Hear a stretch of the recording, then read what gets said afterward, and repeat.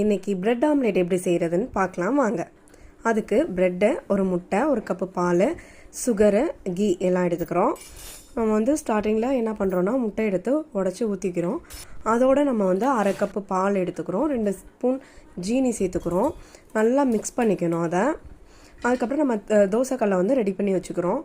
அதில் இந்த ப்ரெட்டை நல்லா டம்ப் பண்ணி அதில் போட்டு நல்லா பெரட்டி எடுத்துக்கணும். நல்லா டபுள் சைடும் வேகணும். நம்ம ஒரு டம்ளர் பாலுக்கு ஒரு 5 ப்ரெட் போட்டுக்கலாம். ஒரு முட்டை போதும். அதுக்கு நல்லா டம்ப் பண்ணி 2 சைடும் நல்லா வேக விட்டுக்கிறோம். அதில் நல்லா நெய்யை பெரட்டி எடுத்தோன்னா நல்லா டேஸ்ட்டாக இருக்கும். டேஸ்ட்டுக்கு ஏற்ற மாதிரி நெய் நம்ம ஊற்றிக்கிறோம். அவ்வளோதாங்க, பிரெட் ஆம்லெட் ரெடி ஆயிடுச்சு. இதை நான் என் தம்பிகிட்ட கொடுத்தேன். அவன் சாப்பிட்டு நல்லா இருக்குன்னு சொன்னான்.